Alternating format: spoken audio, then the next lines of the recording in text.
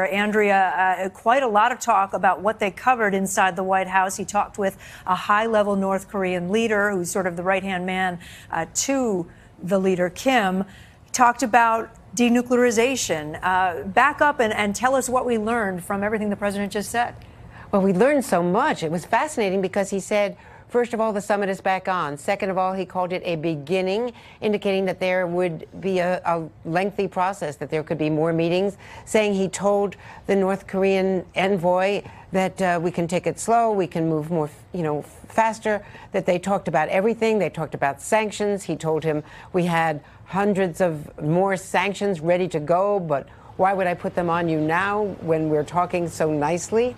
He said that the letter was a good letter, a nice letter, but then acknowledged that he hadn't read it yet. He'd said to him, should I open it now? And Kim Jong-chol said, no, you can open it later, you can read it later. So he hasn't read it. He may have been well briefed on this because Kim Jong-chol had spent a day and a half with Mike Pompeo. Mike Pompeo is the point man. So interesting that Pompeo was there with John Kelly in the Oval Office. No sign of John Bolton, who had been the naysayer on this all along. But this is a fascinating process to be continued. Andrea, thank you. And Hallie Jackson is still at the White House for us as well. Hallie, the president also saying this will be a first meeting. It may not be the last.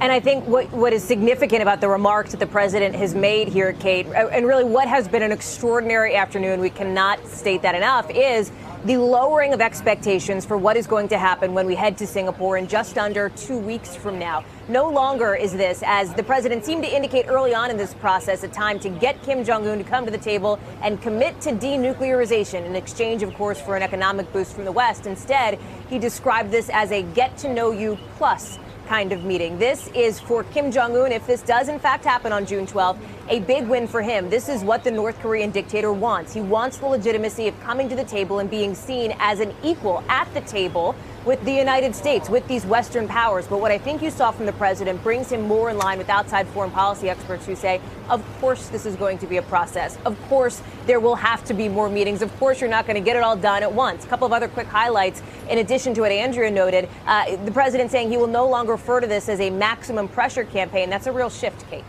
All right, Hallie Jackson at the White House. Hey, NBC News viewers, thanks for checking out our YouTube channel. Subscribe by clicking on that button down here and click on any of the videos over here to watch the latest interviews, show highlights, and digital exclusives. Thanks for watching.